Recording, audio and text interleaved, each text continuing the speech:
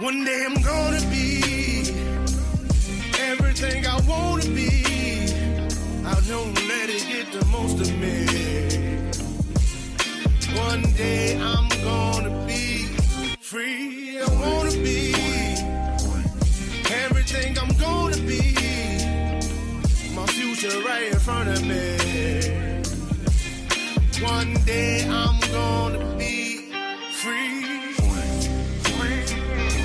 I wanna be free, to let me be free. From the depths of darkness, a voice emerges, a host with a fire burning in his soul. With a heart, steel and a spirit unbroken, he rides onto wheels ready to claim his throne. Amidst the chaos and the thunderous roar, insane wheels rise as a force to be reckoned with. Fueled by the power that only metal can bestow, he takes his stand, refusing to submit. Insane wheels hear his battle cry. Metal and mayhem will never die. Originals report he pays his way. Oh, legend in the making, day by day.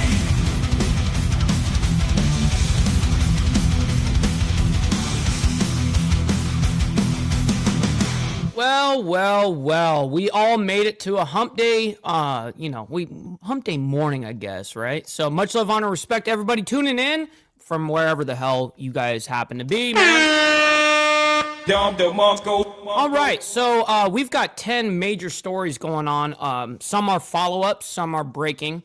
As we do here, we follow the news and we figure out what is happening out there. So nonetheless, I have this titled as Trump-Venezuela latest, as well as Brown University Manhunt, and then POTUS primetime address, 9 p.m. Eastern. So basically, Trump is coming out and addressing the nation tonight at 9 p.m. Eastern. So just so you guys know, that is why it's in the title, so you guys know what's happening tonight. Okay, obviously I can't fit everything into the fucking title, so let me go ahead and just let you guys know what chronologically what we're working with real quick. So we got Hegseth, Rubio on deadly boat strikes. Yes, as you guys know, Congress is definitely ramping up about those boat strikes, so we're going to see some definite talks and discussion about it. House Democrats speak amid the healthcare fight. Very interesting. But of course, we're going to give them their time. Vance on economy and affordability. I guess he had this somewhere in Pennsylvania. He had this like big event that he was speaking at yesterday. So White House on Trump. White House on Trump address and Vanity Fair piece. We have that in Caroline Leavitt's outside the White House talking. Usually she does this asking questions or answering questions and stuff like that. And then Brown University student details shooting. Maybe the shooter. I don't know why they say shooting. Maybe they're showing that they caught actual video footage of the shooting. I don't know. We're going to find out together when we get to that. We do have a breaking news story. Trump announces blockade of sanctioned oil tankers into Venezuela. Damn, bro. All right. So also something new development. FBI releases Brown University shooting suspects timeline footage. So I guess they have a timeline of where he's walked since the whole thing, because as you guys know, Ring cameras are, a part of almost every single house, and they just kind of track you where the hell you're going from one camera to the next camera to the next camera. So that will be also interesting. Now, regards to Bondi and over there in Sydney, Australia, Bondi shooting, surviving suspect charged, 15 counts of murder and terrorism charges. That still seems too lenient, to me. That shit still sounds lenient. Anyways, Nick Reiner's hotel room reportedly, quote, full of blood in parents' murders. Now, I'm not surprised by that. I figured that would probably be the case, being that, his internal family thing there. Yeah, brutal. Brown University shooting manhunt intensifies, and they do have some different images that it's already showing me right off the bat. So we do have some new footage of this guy, said footage. But we do have it. So anyways, that's the lineup. By the way, I want to thank Motobomb and the coffee crew for rating us this morning. I very much appreciate that. Absolutely. Thank you guys very much for being here. And listen, before we get into all of it, let me just go ahead and do my call to actions real quick, and we'll get it right into it. Make sure you guys come in and hit that like button. Helps out the show immensely, and it's free to do so. Also, hit that subscribe button because it's also free. But let's go ahead and get to the money part. Please consider becoming a member, starting only at $2.99 a month. We're making sure we're not breaking the bank out there with anybody. But check it out. This is what allows us to be on these airwaves as well as have these lights on. So thank you guys for becoming members and staying members. Little side note, follow my Instagram right here at BallValveTV, where I post everything behind the scenes of not only my life, but as well as the show, Millennial Food Time, breaking news, as well as the campaign trails. So make sure you guys follow along. We've got some great content over there as well. You guys can direct message me over there as well. And we also have a Discord server for all of you legends. Make sure you guys join up on that. We have the majority of you guys in there, but make sure you guys join up. There's a video, down in the video description down below, there's the links for everything. So make sure you guys check those out. And last but not least, all super chats, super stickers, gifted memberships, and membership signups are, of course, all going to be presented live onto the show and shouted out. But if you guys would like to skip that YouTube 30% brutal cut that they take from your hard-earned cash, well, then we have these platforms right here that you guys can absolutely donate to. And I have my email up, so if anything comes through, I'll read it out like a super chat. All right, so we got to get right into this shit, man. We almost every single morning now, the minimum standard at this point is 10 stories. Back in the day, we used to do this shit in 6 stories. Now we're doing minimum 10. So yesterday, I think, was 12, something like that. Anyways, yes, and make sure you double tap the screen over there on the vertical side. I very much appreciate that, Naomi. Good morning to you, as well as we got Vanguard Ratchet in the building. Shout out. Good morning to you. We got Steve Easy, as well as Mountain Woman, and Liquored Up with Poncho, my man. Good to see you, as well as Bill Castle. Thank you guys for tuning in with us. We got Biker Babe in here. Shit. Good morning to you. We got Rabbit of Chaos as well.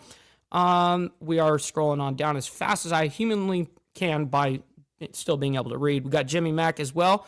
And we got Lone Wolf. Good morning to you. We got Steve Posey as well. Good morning to you, kind sir. Eat My Left Nut, by the way, which is Charles Darwin from Down Under. We always appreciate you and your input, man. We got Roger as well, my man. Good morning to you. And we got Josh Phillips. Good morning, Sick Bastard. Thank you guys for coming in and hanging out with us this morning. Always appreciate it. We got Crystal, the like button, by the way. Good morning to you. And Motobomb. All right, let's go ahead and pretty much get right into this shit. We got a lot to cover this morning. So Hegseth, Rubio, both of them on the deadly boat strike. So let's go ahead and bring this up. This was supposed to be something that we were going to talk about yesterday, but it didn't come out in time by the time we ended the live stream. So this is kind of what I was hoping was going to come out right before I ended the show yesterday, but it didn't. So anyways. Proud of what we're doing, able to lay it out very directly to these senators and soon to the House, but it's all classified. We can't talk about it now. We're also going to tomorrow allow the HASC and SAS to see the unedited video of September 2nd, alongside with Admiral Bradley, who has done a fantastic job, has made all the right calls, and we're glad he'll be there to do it. But in keeping with long-standing Department of War policy, Department of Defense policy, of course, we're not going to release a top-secret, full unedited video of that to the general public. HASC and SAS. Oh, man. So, I mean, you'll release all the hot button fucking shit that's going on every time you strike a boat. You can't give us the one thing that they're asking, which is not surprising. I'm not surprised that they're holding on to the second strike video. That's essentially what they're being asked about. Appropriate committees will see it, but not the general. That's right, Jimmy Mack. All right, so that was Defense Secretary Pete Hegseth as he was speaking to reporters after testifying before the Senate. We do see Senator Lindsey Graham now speaking. Let's continue to listen in. Oh, boy. There's no doubt in my mind that we have the legal authority to blow up these boats, interdict these boats. In 1989, President Bush, 41, literally invaded Panama, dropping the 82nd Airborne, taking the president of Panama out, putting him in American prison because he was a narco. Right, so you want to do regime change. Terrorist drug dealer. There is no difference. In 1994, President Clinton took down the military takeover, the junta, the generals who took over Haiti, and brought back civilian control of Haiti. He was right to do that. What's up, Dylan Patterson? Good morning to you as well. Great to see you. 41 was right to clean up Panama. Trump is right to yesterday, deal with a Virgil. narco-terrorist state called Venezuela. Maduro is not a legitimate president. He's actually head of one of these terrorist organizations, and I am glad that we're taking him on. But here's my concern. You got 15% of the Navy pointed to this guy. If he's still standing when this is over, this is a fatal, major mistake to our standing in the world. If after all this, Maduro is still in power, that's the worst possible signal you could send to Russia, China. Oh my God. We need to stop getting ourselves involved in bullshit, bro. Iran. So I asked them. And I'm not saying that they aren't terrorists and all the drug, all that. Yes, that is an issue, but we're using these as an excuse, kind of like a front to be able to go do regime change. And I don't like that. Either go straight for fucking regime change and say it, hey, we're doing this for regime change. Fuck them. Or go, hey, we're doing this because we're stopping drugs coming in from the United States. But I have yet, from all the drug boat strikes, I have yet to see a single drug. Just so you know. Question. What happens when he leaves? And they say that this is counter drugs. It'd be nice if he left. That's not a good answer. I want to reassert again, you cannot allow this man to be standing after this display of force. And I did not get a very good answer as to what happens next. I think it should be. Nice logical fallacy that you use there, Watkins, or whatever your fucking name is. Yeah, of course. Yeah, of course. That. Let me say one thing, and then that has nothing to do with these people. Yeah, of course, they both suck. You know what I mean? I don't understand why you would try to use a fallacy against me like that. Is it a mistake? Is it a mistake? I think the video should be given to everybody in Congress. The least of my concerns is this friggin' video. Release it, make your own decisions. This is lawful. I have every confidence that what they're doing is no different than what Bush did. Nobody in the Congress accused the military leadership under President Bush 41 of being a war criminal for invading Panama without congressional authorization. Okay, so he's going to keep referring to the 80s or whatever. That's what he's going to keep doing regarding Bush Sr. Anyways, we're going to move on. That shit is just going to go on and on and on for like 10 minutes straight. No need to do that. We got like fucking 9 more stories to get through. So House Democrats speak amid healthcare fight. Okay, let's hear what the fight is all about.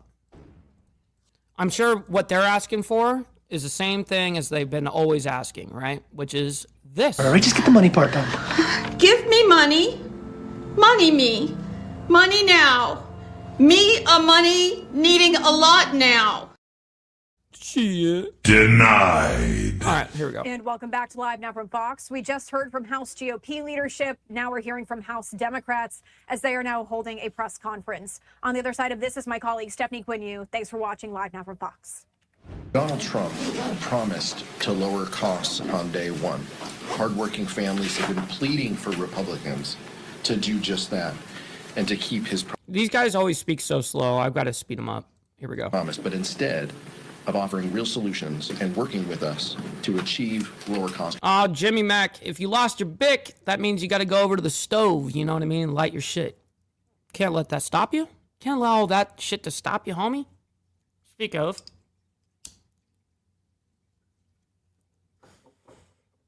All right, we're good. Congressional Republicans are putting on a show this week.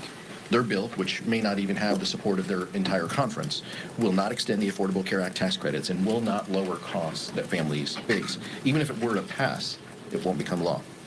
This isn't a serious effort to address rising costs of health care that millions of Americans will face. Now, $1,000. Honestly, Steve, it's kind of interesting. I actually like watching the opposition. Some people, like even my dad, he'll be like, I don't know how the fuck you can watch the opposition like that. Like it pisses me off and shit. And I'm like, yeah, it pisses me off too. But I actually like knowing what's fucking going on both sides. I like both. I'm not just biased to a single side. I mean, yes, I am, obviously. But I give it an open chance. I want to know their fucking their worldview. I want so that I can defeat it. More in new costs thanks to Republicans. Meanwhile, Democrats on both sides of the Capitol have a solution we are on board with to extend the Affordable Care Act tax credits and ensure that Americans' premiums don't double, triple, or even quadruple. We only need 4 Republicans to join us. Time is still marching on while Republicans sit on their hands. The American people will pay the price for the inaction, and Republicans will no doubt pay a price at the ballot box next year.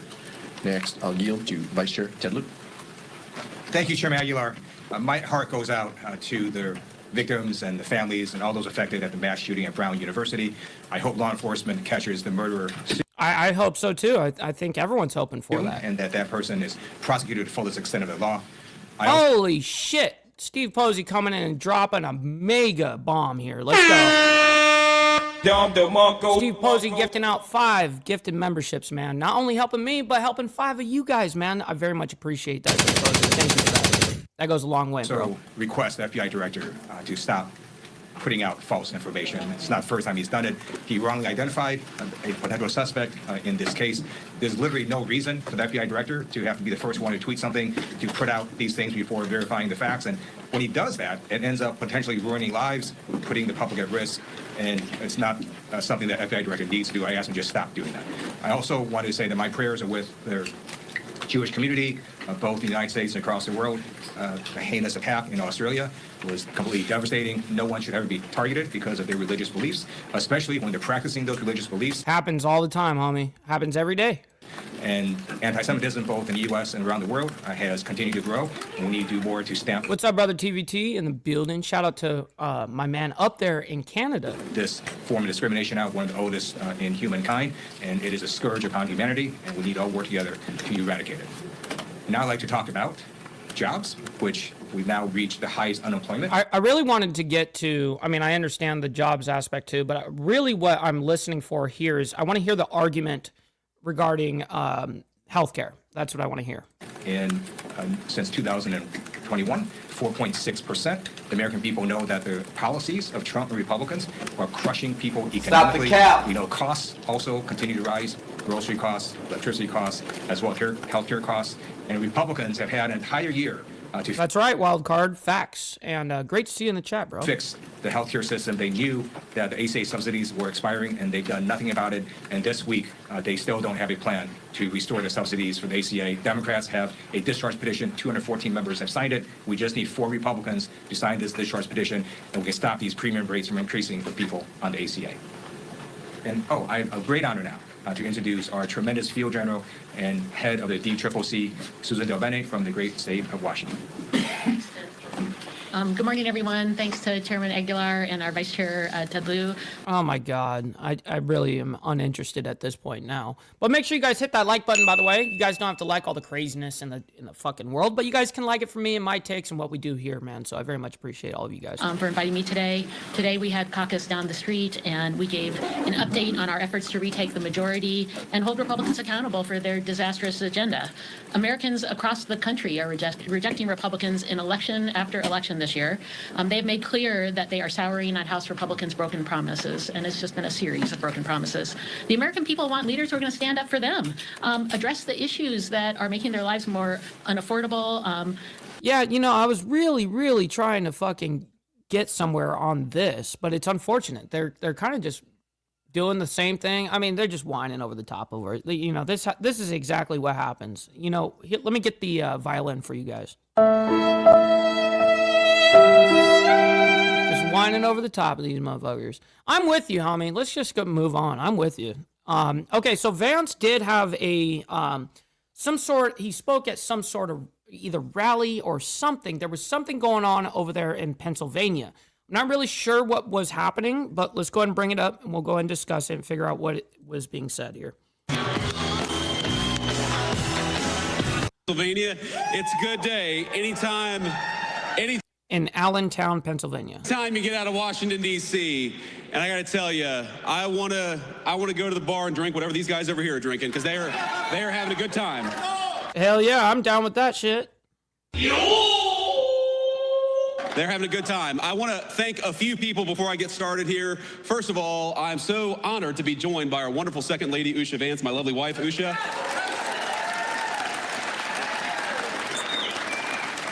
I want to thank our great Secretary of Labor, Lori Chavez de Remmer, who's doing an amazing job, and she's focused on something that I think is very much close to the heart of our great workers here in Pennsylvania, which is this very simple idea that you ought to be able to raise a family and earn a good wage. Oh, shit. We got fucking baked over there in Allentown. Is that where you're actually at right now? Even if you don't go to college. We don't want to force everybody to go to college. We want to empower people who want to work with their hands to earn a good wage and do a good job, and she's fighting for that every single day. Lori's doing a great job. We have got our great Congressman, Ryan McKenzie. Ryan, please stand up and say hello to everybody. Ryan is doing a good job in Washington. He's got a great heart for the people of this district. He's only been in town for a couple of years, maybe only a year now, right? That you've been in Congress. And you see it all the time. You see it with Democrats and Republicans. Sometimes people go to Washington and forget who they serve. Not Ryan McKenzie. It happens fucking majority of the time. I would say 98% of the time. You are very lucky in Pennsylvania to have one of the good ones, and Ryan is helping us every single day. We got Carrie up in the building. Shout out to my man. Good morning to you. Fight for American workers.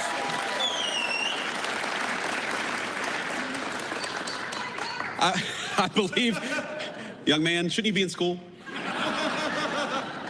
We got a great young patriot over here. You ought to come up and take a photo afterwards. But I also want to give a shout out to Treasurer Stacey Garrity.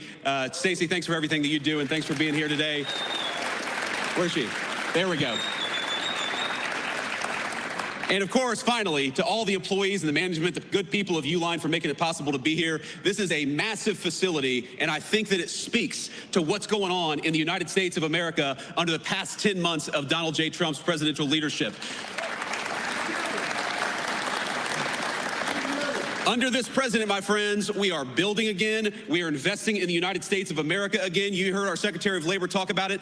Are we not men? Because right now we've got 202 people watching. Go on the other live stream and see how many people are watching. 61,000 jobs added in the month of November, and that's not all. We saw private sector wage growth grow at a rate of 4.2%. You know what that means? That means we're seeing the fastest private sector wage growth that we have seen in this country in many, many years. And we're doing it by having a president and an administration that believes in you and fights for you. That is what we're trying to do every single day.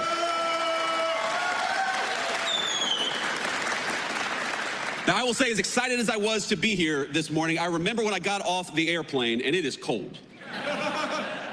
And, you know, like a good gentleman, I let my wife come down the steps first, and then I get to the bottom of the steps, and there's a bunch of firefighters from the Great Lehigh Valley who want to take Wait, do I need to answer you or something like that? A photo with me, and obviously I love our firefighters. I'm happy to take a photo. Now, here's the problem. To the right of me is all these media cameras, probably broadcasting my every moment on national television, some of the fake news gathered with us here today. And to the left of me is these great firefighters, and there before me is a sheet of black ice. And I think to myself, if I walk over to those guys and take this photo, I'm going to bust my you-know-what. I'm not going to say it because we have this. What's up, Extra Surprise? And by the way, yes, make sure you guys smash that like button and double tap the screen, by the way, over there on the vertical. We got 223 of you guys. Make sure you guys do that for me, man. I very much appreciate that. Very bright young man here. I don't want to teach any bad words. I don't want your mom and dad to be mad at me. So I do what any self-respecting man would do in a situation like that. I send my wife to go and take a photo with the firefighters. No, I didn't. What's up, Tiffany? And happy hump day. Great to see you in the chat. I actually didn't. I did it the right way, but I did do sort of the Biden slow shuffle to get over there. I did not want these national cameras to catch me doing anything, you know, because if I wiped out on that runway, you all know that would be national news for the next week. Now, Joe Biden could fall walking up the steps in broad daylight in 80-degree weather. Nobody would mind it, but if me or the president do anything like that, it's going to be plastered all over the news. But now we're here. We've made it. We have not wiped out, and we're here to talk about America's economic comeback. And ladies and gentlemen, we needed an economic comeback in the United States of America. We needed it. When we talk about all the wage growth, when we talk about all the people who are coming into the United States to invest in the American worker, we've got real money, real jobs, and real opportunity. What that means for the state of Pennsylvania is that in just the last 11 months, we're creating 60,000 good-paying jobs for Pennsylvania families, and we're bringing in, just in this one Commonwealth, $100 billion of new investment into this great place. That is real opportunity for the American people. That is real wage growth for the American people. And look, I grew up in a community. I was raised by my grandmother in a community where, when I was growing up, the factories were closing down. And those good paying jobs, they weren't coming into our communities. They were getting shipped overseas by politicians in Washington, D.C. The President of the United States has set this entire administration on a different course. We are sick of rewarding companies that ship jobs overseas. We're going to reward companies that build right here in America and give Americans good wages to do it. And you already see it, my friends. You already see it in some of the numbers that we're seeing. When I talk about what we are most proud of, I'd probably start with what we've been able to do at the southern border, and we'll talk about that in a second. But which Trump has, I mean, the truth is he's done a good job on immigration, but in my worldview, he hasn't done enough. He hasn't done anywhere close to enough. It needs to be ramped up, you know what I mean? That in my worldview, you know, that's the way I look at it. Right after that is, if you go to the Biden administration, the average American family lost $3,000 of take-home pay through the terrible inflation of the Biden administration. In just 10 months of the Trump administration, the average American family has gained about $1,000 of take-home pay. Now that difference could not be starker. When Joe Biden was president for 4 years, he took $3,000 out of your pocket. And in just 10 months of the president's leadership, we have put $1,000 back in your pocket. That's what that means. And that's just the beginning, my friends. That is just the beginning. What's up, Blair? Good to see you. And good morning, by the way. Yeah, definitely. The more speaking engagements, absolutely. I mean, you got to be able to run off of something, aside from, what he's already done as a vice president. Of course, that speaks big volumes. But going out there and engaging with the community is important for office, obviously. Because if you look at what we are doing every single day, you are going to have, and if this doesn't turn out to be true, I'll come back here and you can all tell me I'm wrong. But I'm telling you, it's going to be true. You are going to have middle-class Americans, middle-class Pennsylvanians, some of the best tax season in 2026 that you've ever had. Because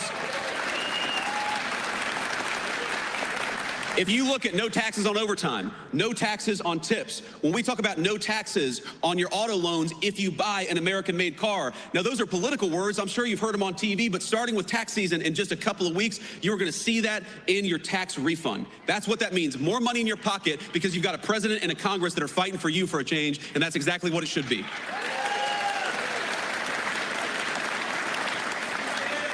And I got to say, I'm a little surprised. I'm a little surprised by when the Democrats talk all the time about affordability. Democrats say, things aren't affordable. This isn't affordable. This has gotten more expensive. Drugs have gotten more expensive. Housing's gotten more expensive. And you know what? They're right, and it was because of them. It ain't that hard. If you go back to the 4 years of the Biden administration, why did housing get so expensive, double in price during the Biden administration? It's because Joe Biden let in 20 million illegal immigrants who took homes. Shit. What up, Stray Jacket? Good morning to you. Great to see you in the chat as well. That ought by right go to American citizens and to the people of this great state. When we talk about why did health care get so unaffordable during the Biden administration, it's because Joe Biden allowed prescription drug companies to take advantage of this country. Europeans were paying way less for prescription drugs than our American citizens. It took Donald J. Trump to haul those pharmaceutical executives into the Oval Office and say, no more. Europe's going to pay more for drugs, and America's going to pay less for drugs because we got to fight for the American people for a change. Why have rents gone down for 4 consecutive months? And I know they're still too high, but why have rents gone down for 4 consecutive months? Because we're starting to get those illegal aliens out of the United States of America. Those criminals, those gang members, those people who are taking homes that ought by right go to the people in this room and your children and your grandchildren. It's simple economics. If you have fewer people, fewer illegal aliens trying to buy homes, that means American citizens are going to finally be able to afford a home again. It's very, very simple economics. When you ask, why is it that we have trillions of dollars of new investment coming into the United States of America? Because we finally got a president who says, if you're going to build in America, if you're going to invest in America, we're going to make it easy for you. But if you're not going to build anything in America, if you're going to try to ship an American job overseas, then we are going to penalize you for doing something. What's up, Tyrone? Great to see you back in the chat. Overseas that you ought to do in the United States of America. That's why we've got so much money coming in. So if you look at every single affordability crisis that we talk about in the United States of America today, it's because we inherited a nightmare of an economy from Joe Biden. The highest peacetime debt and deficits in the history of the United States of America. That blows the door off inflation. The highest energy prices in the history of the United States of America. We are in one of the great energy regions in the entire world, not just in America, in the entire world. You know why energy prices are lower? You know why gas prices have come down so much? Because we finally got an American president who wants to invest in American energy and American workers instead of green energy boondoggles that are produced overseas. Huge. So on all these things, my point, ladies and gentlemen, is that we are making progress. And I never forget. We got Mr. J.R. Bowling in the chat. Good morning to you, kind sir, and happy hump day. Great to see you in the chat. Where I come from, I never forget who I serve, and I know that there is so much more progress to be made. I remember my grandmother in times like this of the holidays. Of course, I think a lot of us remember the loved ones that we've lost. I remember my dear Mamaw, that's what I called her, and I was in a particularly hard math class in high school. Mamaw. And she said, "What do you need to do well in this class?" My grades weren't so good, and she went out, even though she could not afford even the essentials in life, she went out and got me a calculator, a very expensive calculator, so that I could do well in this math class. I remember what it feels like for American families when you have the government take $3,000 out of your pocket through higher taxes and higher inflation. I know what it's like for a woman who's trying to support a grandson but can't afford her prescription drugs because pharmaceutical companies are taking advantage of the United States of America. I remember what it's like when you have to choose between putting food on the table or getting the prescription that you need to stay healthy. And that is not a life that Donald Trump or I want for the citizens in the greatest country in the world. We want you.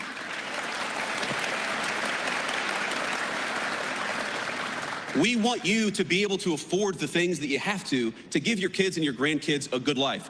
We want you to check your credit card statement and for that to be an annoyance, something you got to do rather than something that causes a lot of stress and anxiety. We don't want a single parent or grandparent to have to look at their checking account and decide whether they're going to buy food or whether they're going to buy medicine this month. We are fighting for you every single day. And I don't want you to think for 1 second that because Joe Biden gave us the worst economy in the world that we forget it. No, we know. We know exactly what we were left with. We know exactly the consequences that it's caused for so many of our great families all across Pennsylvania. And I promise you, there is no person more impatient to solve the affordability crisis than Donald J. Trump, the President of the United States. All right, so we're going to go ahead and leave it off at that because this whole thing is 35 minutes. We got a good amount of his speech in there. I gave him, enough time to speak there. We're going to move on, though, because we still have many stories to get to. Okay, so White House on Trump addresses Vanity Fair piece. Very interesting. But first, guys, remember to always embrace your fuck ups. Don't beat yourself up over past mistakes. You are going to fuck up again in the future, quite possibly in a most spectacular fashion. Why worry about yesterday's fuck ups when you have tomorrow's fuck ups to look forward to? You are a fuck up. And fucking up is part of your growth process. Embrace the process. Oh my God.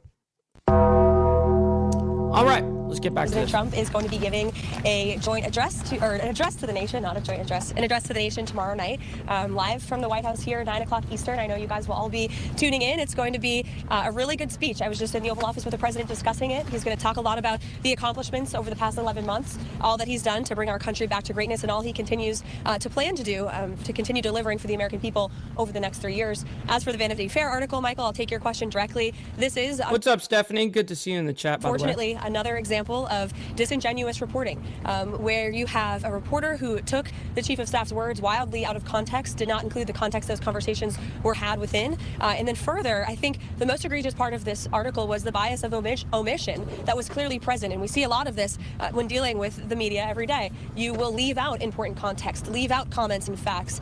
Many people in this building spoke with that reporter, and those comments were never included in the story, probably because it didn't push this false narrative of chaos and confusion that the reporter was clearly trying to push. So what I'll say about our chief of staff, as you've seen from not just myself, but also the entire cabinet, and a groundswell of support from people on Capitol Hill who don't even work in this building, about how incredible Susie Wiles has been to President Trump. And he's been able to accomplish so much because of his leadership and his tenacity, but also because of Chief of Staff Wiles's leadership and her ability to effectuate his agenda. So thank you. Yeah, because I do everything within 1 hour. I don't sit here, and that was the end of that right there. Boom, she walked away, it was over. So yeah, I condense everything into 1 hour, and usually we run about 10 stories. So, Anyways, okay, so now we got Brown University student details shooting. So they say shooting. I don't know if they meant shooter or if they're talking about specifically they got some, footage or something like that of the actual shooting. I don't know. So we're going to find out together right now. And here we go. Boom. We do want to continue on with their top stories that we're now following today. I want to put this back up on your screen. This is from the FBI in Boston. And so new details are now emerging at this hour as the FBI, in coordination with the Providence, Rhode Island Police Department. No, they probably just got this image.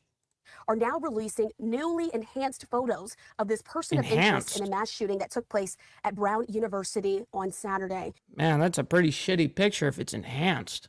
The FBI is now offering a reward of up to $50,000 for information that leads to the identification, arrest, and conviction of the individual responsible. And of course, they have the contact information there on your screen as well. And so this all happened and unfolded just a few days ago as it happened inside What's up, Gunpowder Nitro? Good morning. Engineering building Great around 4 p.m. last Saturday. 2 Brown University students were killed. 9 others have been injured in the process as well. And so the manhunt is still underway at this time. But we're now getting new details from those who were on campus at the time of the shooting. And I now want to bring into the conversation second-year physics master student, Ref Berry. Ref, thanks so much for being with us here on Live Now from Fox. Thank you, Stephanie. I first want to say, oh my God, condolences to you and all of those on campus who were with you at the same time. Because from how I understand it, Ref, you were in the engineering building at the time that those initial shots rang out. I want to take a moment first. So he was actually there, but he didn't witness it. He was in the class or something. Walk us through what your day looks like going into it. Was it another? Oh, no, I don't give a shit about that. Oh, come on. These fucking people. Okay, so they came out. So I only care about what the actual facts of the equation is. I don't care about your speculation. I don't care about your guesses. I don't care about your feelings. Don't care. So anyways, so they showed that the new fact of that equation was that they got that photo and it was enhanced. Okay, cool. Now, breaking. We have a breaking ordeal that happened yesterday. Obviously, I only stream 1 hour a day, so 23 hours happens, and there's a lead up to this morning. So there was a breaking story happening. Trump announces blockade of, quote, sanctioned oil tankers into Venezuela. All right, let's go and bring it up, and we'll go and discuss it real quick.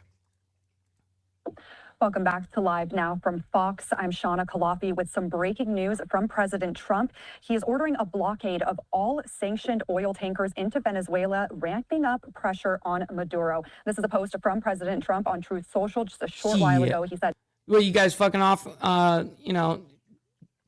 you guys being mean to each other or something? I don't know. I haven't been watching, to be honest. Sorry, guys. Venezuela is completely surrounded by the largest armada ever assembled in the history of South America. It will only get bigger, and the shock to them will be like nothing they have ever seen before. Until such time as they return to the United States of America, all of the oil, land, and other assets that they previously stole from us. The illegitimate Maduro regime is using oil from the stolen oil fields to finance themselves, drug terrorism, human trafficking, murder, and kidnapping. For the theft of our assets and many other reasons, including terrorism, drug smuggling, and human trafficking, the Venezuelan regime has been designated a foreign terrorist organization. Therefore, today, I am ordering a total and complete blockade of all sanctioned oil tankers going into and out of Venezuela. The illegal aliens and criminals that the Maduro regime has sent into the United States during the weak and inept Biden administration are being returned to Venezuela at a rapid pace. America will not allow criminals, terrorists, or other... Did you hear me call? I did wish you a good morning, by the way, Stephanie. I see you. To rob, threaten, or Great harm to see our you. nation. Happy hump and day. Likewise, will not allow a hostile regime to take our oil, land, or other assets, all of which must be returned to the United States immediately. Thank you for this attention, for your attention to this matter. Now, again, President Trump just putting that out on Truth Social a short while ago. We do have more on this story from Fox News reporter Rebecca Castor. Lawmakers in Washington are learning more about strikes on alleged drug boats in the Caribbean, but many still have concerns. And now the Pentagon says it will not release the full unedited video. Well, Naomi, you drop it, and then Jimmy, you drop it too. Boom. Problem solved. Of the now infamous double tap strike. Fox's Rebecca Castor has these details for us. Videos of alleged drug smugglers getting blown out of the water have become routine content for the War Department. So we're proud of what we're doing. War Secretary Pete Hegseth briefed lawmakers again on Capitol Hill Tuesday as Democrats demand clarity on President Trump's plans for Venezuela. Policies in the Caribbean are unclear. We don't know what the limits are. We don't know where they'll stop. We don't know what the ultimate goal is. Scrutiny also continues over an attack back in early September when the Pentagon ordered a second strike on a boat after the first failed to kill everyone on board. Lawmakers on both sides of the aisle have been calling for the full video to be released. But Hegseth says he's not going to do that. Of course, we're not going to release a top secret, full unedited video of that to the general public. At least 94 alleged narco-terrorists have been killed since September. And while some Republicans think President Trump should have secured Congress's approval first, most of the party is backing the mission. The process we have is... Yo, my man, Uncle Fester coming in the chat, bro, and gifting out 5 gifted memberships, bro. Let's go. I very much appreciate that.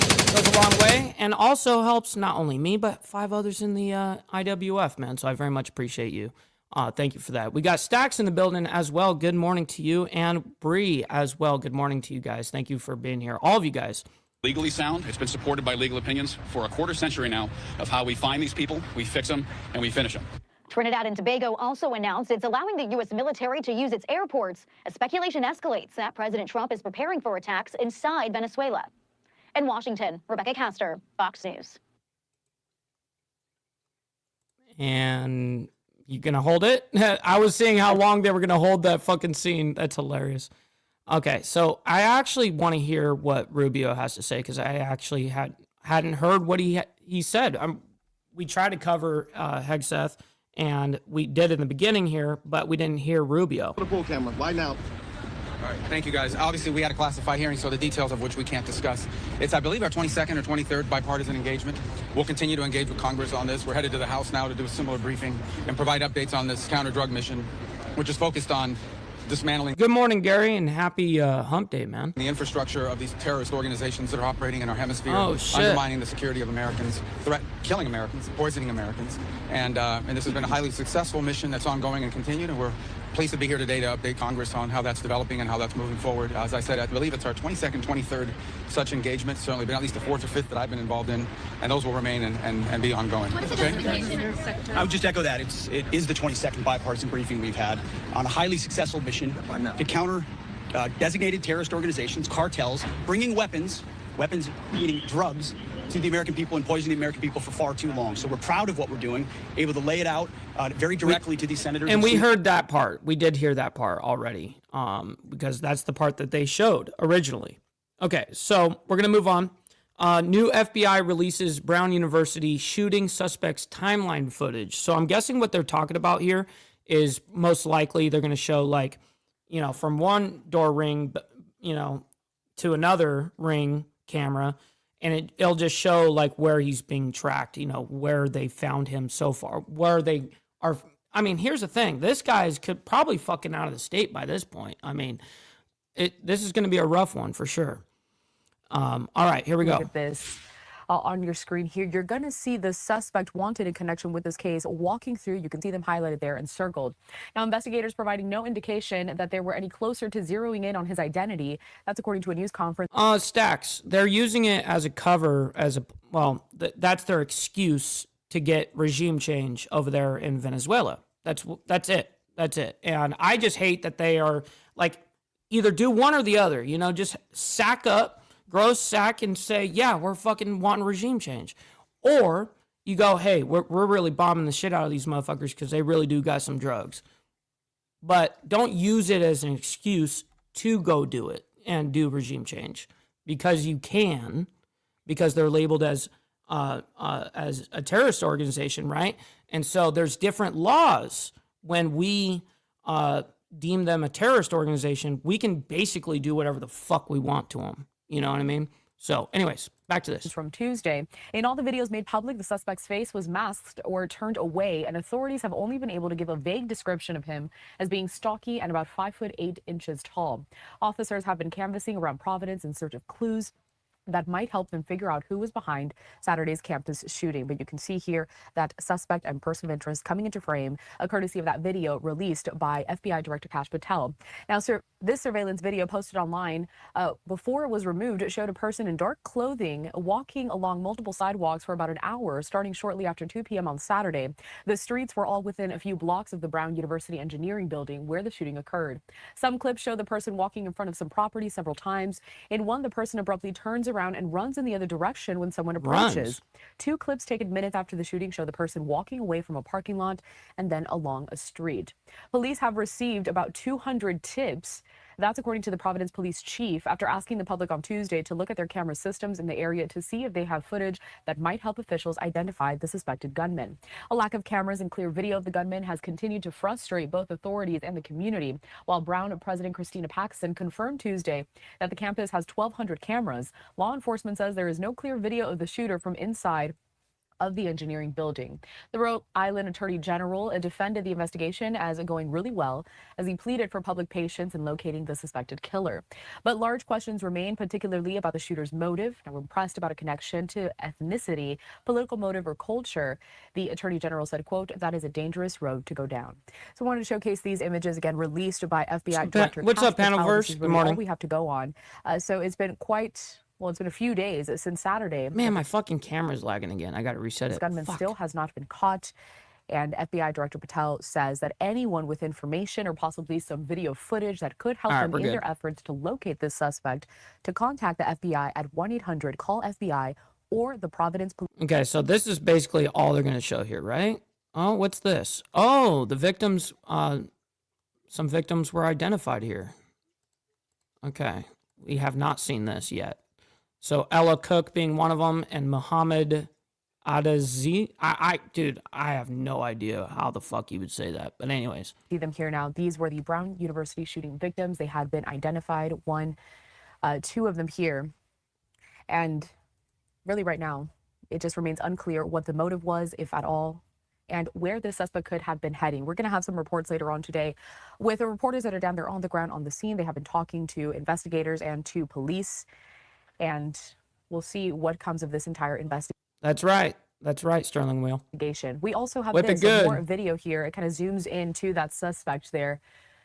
So you can see them a bit closer in case any of you may have any idea who this could be. Now, Providence did remain tense on Tuesday, so just yesterday, as additional police were sent to city schools to reassure worried parents that their kids... What's up, Sterling Wheel, my man? Good. And also, thank you for the gifted membership. Very much appreciate that.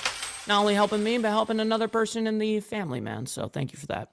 All right. So is there any other footage? Okay, there is a little bit of footage here that we haven't seen. Okay. Providence Public Schools canceled after-school activities and field trips for the week as a precaution. So we just wanted to bring you that update. Not too much happening right now. Yeah, we always see just the back of his head. We never see what his fucking face looks like. It looks like he's wearing a mask or some sort.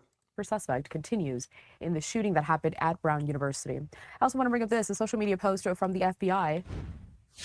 And it says this, quote, FBI agents and analysts are working closely with law enforcement partners to track leads and gather intelligence to identify the person responsible for the mass shooting that occurred at Brown University. Members of the FBI evidence response team and specialists from the FBI laboratory are also assisting in processing and documenting evidence from the scene. As the investigation develops, the FBI will continue to provide assets, resources, and personnel to support our partners in seeking justice for the victims and their loved ones. And then on Monday, it says several agencies, of course, those partners did announce that $50,000 reward for information leading to the identification, arrest, and conviction of the individual responsible. Okay, so now we have an update on the Bondi shooting. Surviving suspect charged 15 counts of murder and terrorism charges. You know what's funny is, oddly enough, that still sounds too light, you know?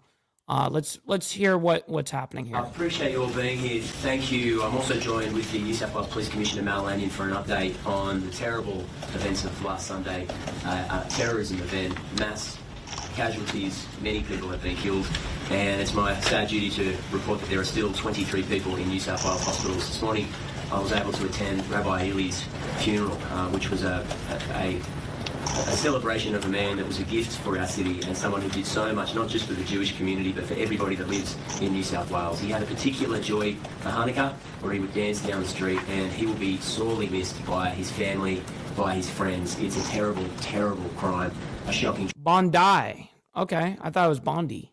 Bondi. tragedy for New South Wales. This afternoon I'll be attending, at the invitation of the community, Rabbi Yaakov's funeral in Macquarie Park. Again, I expect that to be very large as the community, the Jewish community, comes together to mourn the loss of these senior clerics, these beautiful men who've been pillars of that community for such a long period of time. I'm also here to report that on the 22nd and 23rd of December, the government will call back the New South Wales Parliament to deal with urgent legislation that we believe is required pre-Christmas to keep the community safe. And You know what's weird is they have like this on I don't know, the first press thing they did, they actually sounded really good, and this time it's like almost like, I don't know, like zero in on the voice, man. Where's the voice or where's the engineers, the audio engineers? Come on, man. ensure there's unambiguous laws in place when it comes to public safety.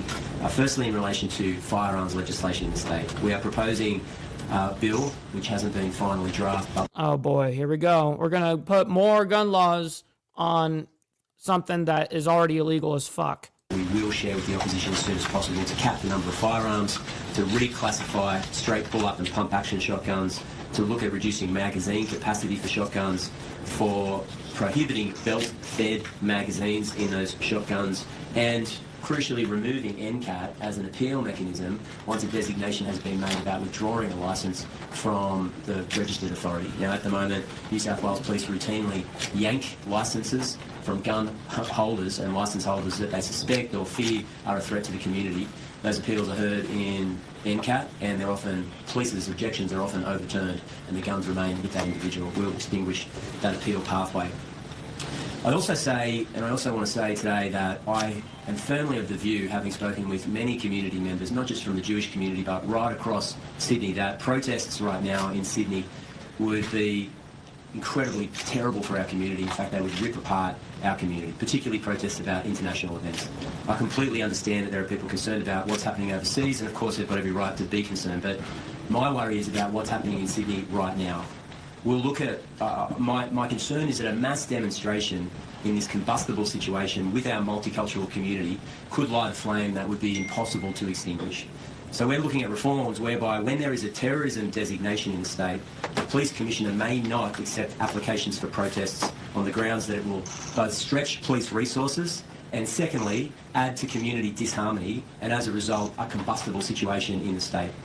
I'm not aware of any protests at the moment, but I don't want to be in a situation where a last-minute Supreme Court approval means that police have to divert resources away from community safety or Operation Shelter, and I'm faced with a situation where the community is ripped apart because of a protest relating to international events. My responsibility right now is both community safety and community harmony, and I have to explore all possible ways of ensuring that we love... Yeah, let's explore every possible way of banning something that's already banned. Let's go ahead and restrict it further. That's basically all that was really said here. So we're going to move on. Okay, Nick Reiner's hotel room reportedly, quote, full of blood in parents' murders. Now, I'm not surprised by that. Let's go ahead and bring this up. And we've been following this story since it broke. We know that Nick Reiner has been arrested, charged, going to be making his first court appearance later on today. We're going to be joined now by Mario Ramirez with our team at Fox 11 in Los Angeles. He is covering the story very closely. Mario, what do we know about what we can expect? Carell, good morning to you. Well, we know the suspect, 32-year-old Nick Reiner, could be entering a plea. He was initially set to make his first appearance yesterday, but we learned quickly that he was not medically cleared. And you've been hearing from some officials there, including the LA County District Attorney from that news conference you were sharing. He says that the District Attorney's Office has yet to reach a decision about whether or not to pursue the death penalty in the case, but that is a possibility with the charges that have been filed. And today will now mark the 32-year-old's first time that he's coming face-to-face with those charges. Now, take a look. We've got a photo of him pictured here with his family at a recent movie premiere. We can tell you that... Man, he just totally looks like a bundle of joy, doesn't he? Doesn't he look like he's a fun person to be around? 2-year-old is now charged in the double murder case involving his own parents. Prosecutors say Rob Reiner and his wife, Michelle Singer Reiner, were stabbed to death before the couple was found inside their Brentwood home Sunday by their daughter. And at that news conference Tuesday, District Attorney Nathan Hochman announced charges against their son, Nick Reiner, being charged with 2 counts of first-degree murder. Prosecutors adding a special circumstance alleging multiple murders, also alleging Reiner used a knife as the weapon, and that will be presented in court. Damn, bro. Going out with stabbings, bro, it's very personal. Yeah, brutal.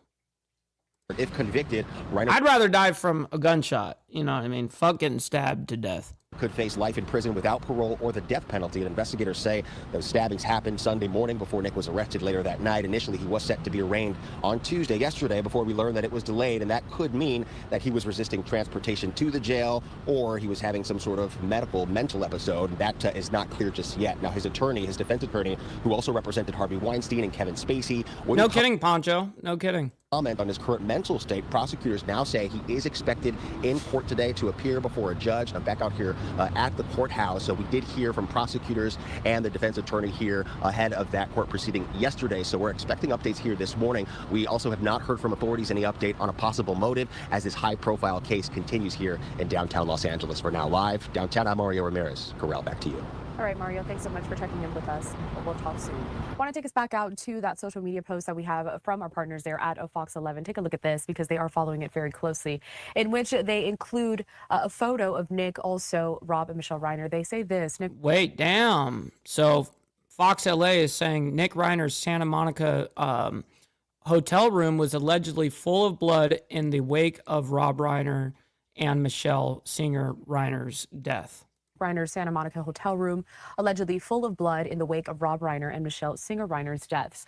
Now, Rob was the Emmy Award-winning star of the sitcom All in the Family, who went on to direct films including When Harry Met Sally and The Princess Bride. He was an outspoken liberal activist for decades. Michelle Singer Reiner was a photographer, movie producer, and advocate for LGBTQ+ rights. They had been married for 36 years. Several of those closest to them, including actors Billy Crystal, Albert Brooks, Martin Short, and Larry David, releasing statements mourning and celebrating the couple on Tuesday night. Nick Reiner had been scheduled to make that initial court appearance earlier Tuesday, but his attorney said he was not brought from the jail to the courthouse for medical reasons. Of course, medical. All right, so he can only drag that on for so long. We got Naomi coming in with the $4.99, by the way. Thank you very much for that. And she says, just a reminder who the Chat Beach is. Yes. Very much appreciate you, Naomi, for that. All right, so we're going to move on into Brown University shooting manhunt intensifies, and it looks like maybe we have some sort of new images here. This is the latest update.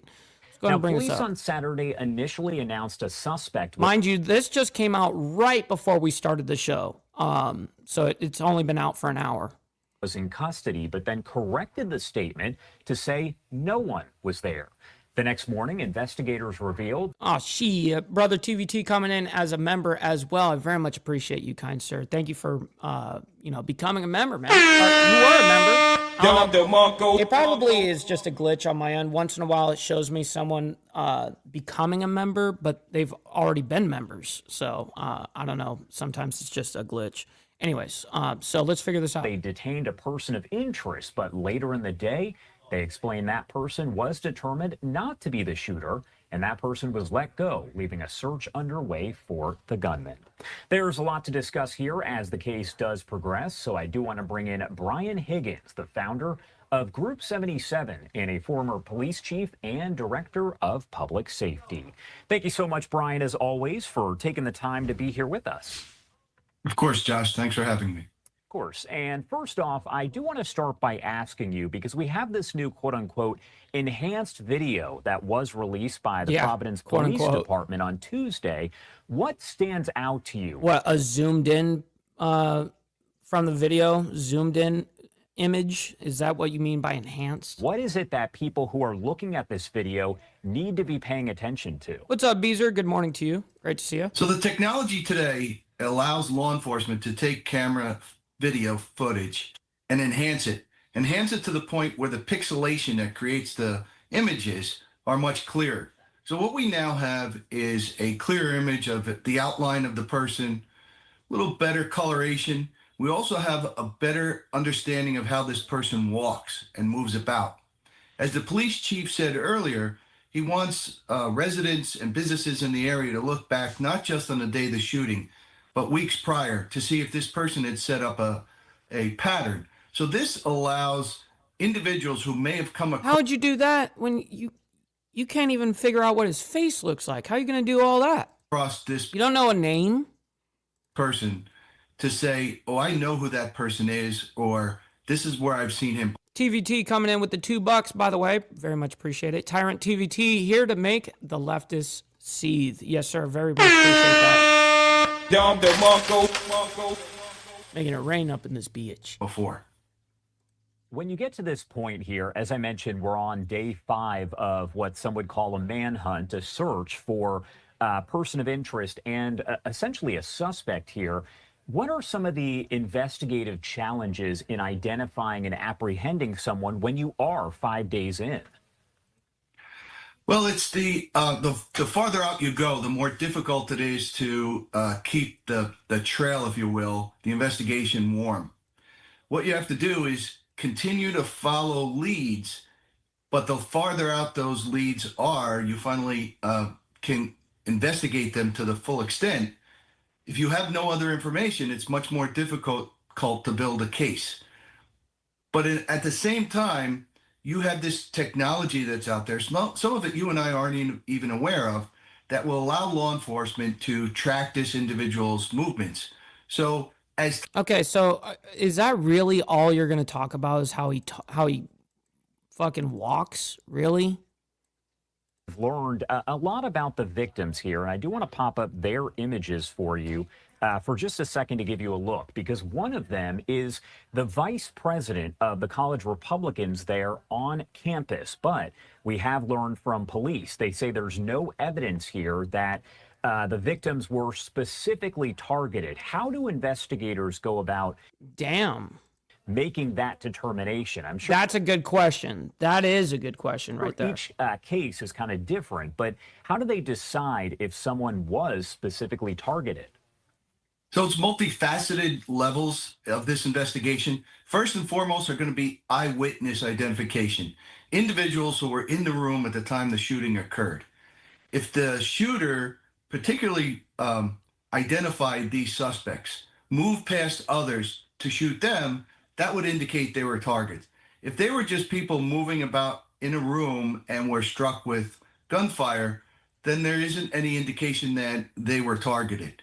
Now, as this investigation goes on, there may be more information that is uncovered, but what the police are saying is, based on the current evidence and information they have, they can't identify them as particular targets. I want to pop up this statement as well. This is actually coming in from Brown University. And oh, wow. The university themselves are making a statement. It brings up another topic that I want to discuss, because it says, in the aftermath of the shooting, we've seen harmful doxing activity directed toward at least one member of the Brown University community. It's important to make clear that targeting individuals could do irreparable harm there. Accusations, speculation, and conspiracies we've seen on social media and in some news reports are irresponsible, harmful, and in some cases dangerous for the safety of individuals in our community. It is not unusual as a safety measure to take steps to protect an individual's safety when this kind of activity happens, including in regard to their online presence. As law enforcement. So, Beezer, this was a mass shooting that happened at Brown University like 2 days ago, 3 days, maybe. Was it 2 days ago?